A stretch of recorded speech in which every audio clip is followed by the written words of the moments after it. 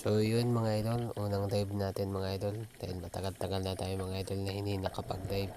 At meron tayong nakitang kukita mga idol. Ayun o. Wow, napakalaki mga idol. Talagang biyaya mga idol. Unang dive natin ngayon. Kahit malamig ang tubig.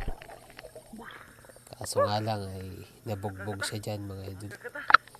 Sa sobrang kapit-kapit niya sa akin ay binugbog ko siya. Kasi hindi ko na alam yung gagawin ko. Lakas na kasi mga kapit eh. Ayan tuloy, nabugbog ka tuloy sa akin. So pag tingnan natin mga idol yung gagawin ko dyan. Kinagat ko na yan sa mata. Hindi pa rin mamatay. Ako. Yan, yan.